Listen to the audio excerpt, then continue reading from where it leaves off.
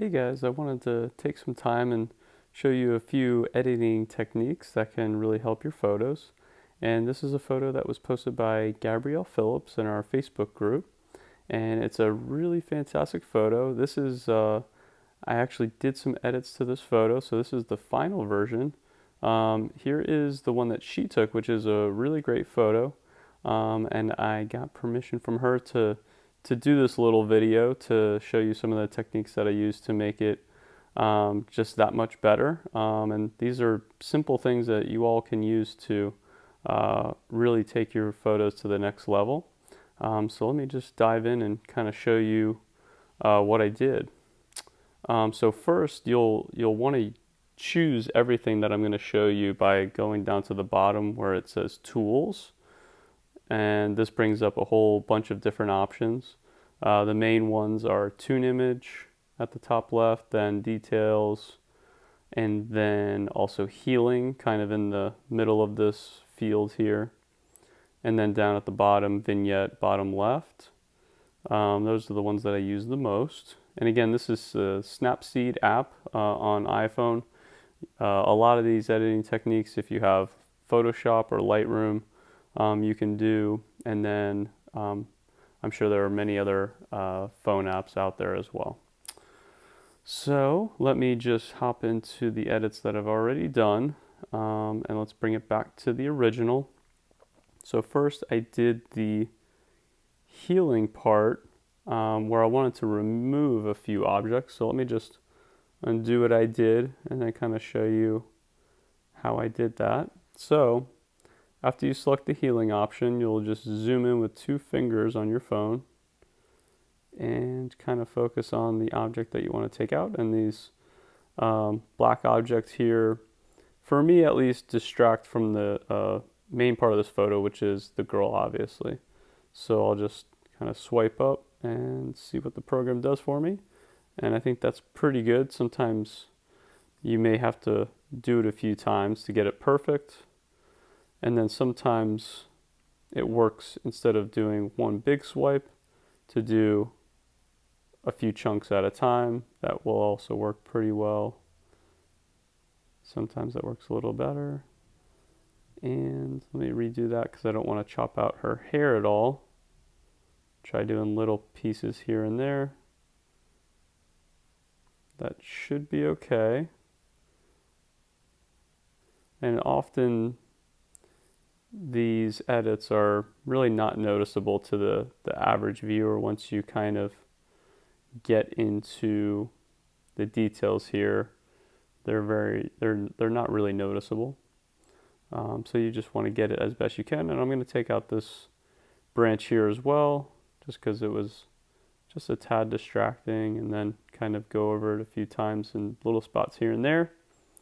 And this is looking much better. So let's take a look at the difference.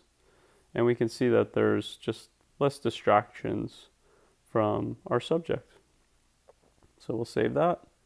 Then we'll go to the next thing, which is Details, which one of the options. So with most of these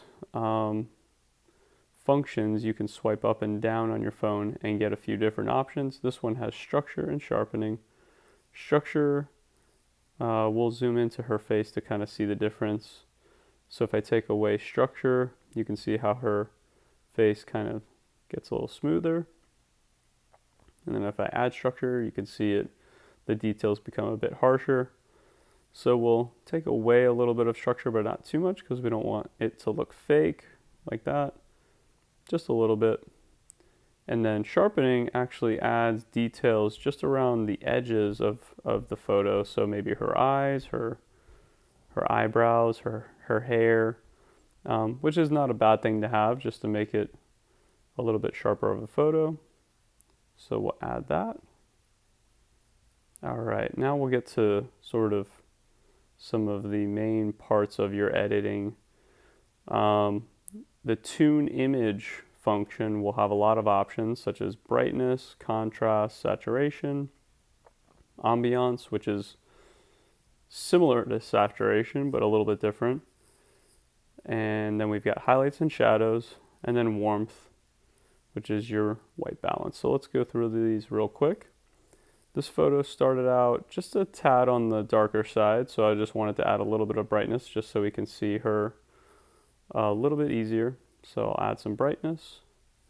Contrast will kind of help shape the mood of your photo. If I want to take away contrast, I can give it sort of a vintage look.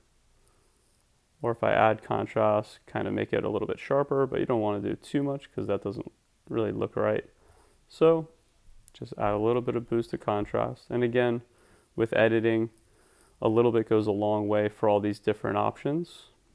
And when they all add up, they make a really big difference. So less is more when you're editing if you're not quite sure. And as you do this more, you start to feel out how each different option will kind of affect each other as well.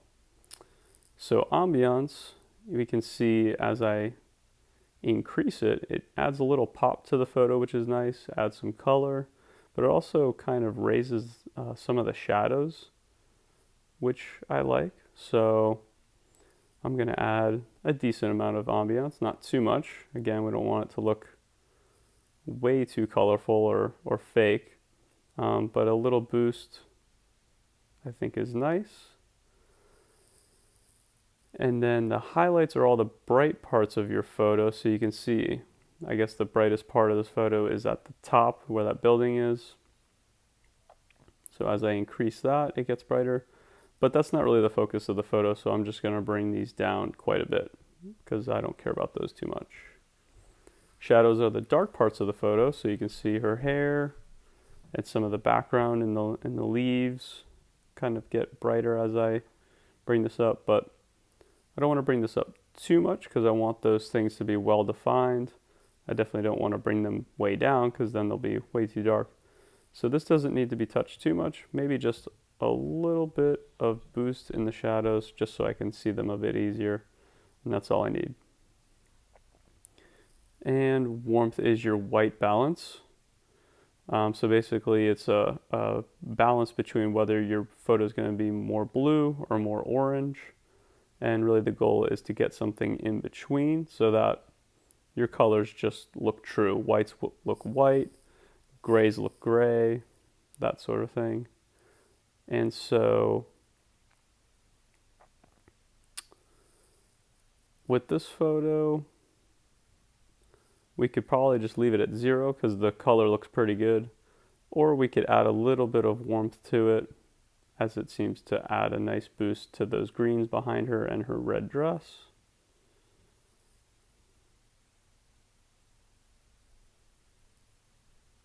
So let's do that.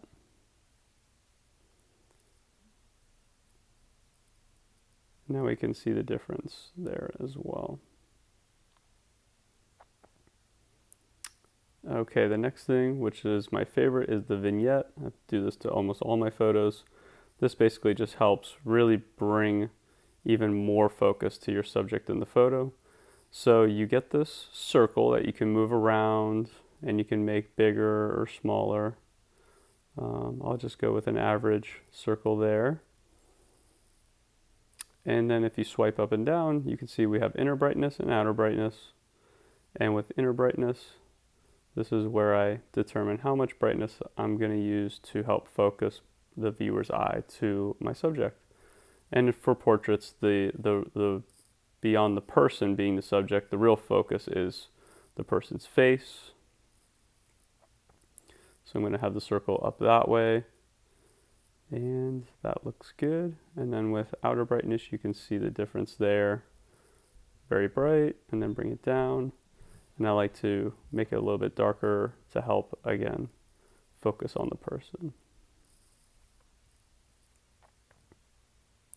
So that looks good. Now this photo looks pretty much good to go. If you wanted to do even just a tad more editing to the sort of composition of the photo, you could also do what I did here at the end. And I rotated the photo just a tad just to squeeze in the framing. And then I also cropped it a little bit more too. So let me show you the difference there. So this photo started out here, which is totally fine, but I wanted to focus on her a little bit more and take out some of the top there in that building. And by rotating, it kind of does that naturally, and also adds a little bit of a creative element by making this photo not perfectly straight up and down. Tilting your portraits just a tad is not, you don't want to do it too much like that, but tilting them a little bit is perfectly fine. And then cropping in just a little bit more, I thought was a good thing to do. And so just cropping in a little bit, taking out some of that headroom up at the top, and let's take a look. So here's where we started, and here's the end. So we basically just took out a few objects, brightened up the photo, recropped it, and I think that we were able to kind of bring the focus on the subject just a little bit more and give it a little bit of a pop. All right, well, thanks again to Gabrielle for shooting some awesome photos. Really appreciate letting me use it for this tutorial. And yeah, I hope this helps you guys, and definitely keep posting photos in the group so that we can all kind of help each other out and keep getting better. All right, I'll talk to you guys soon. Thanks so much.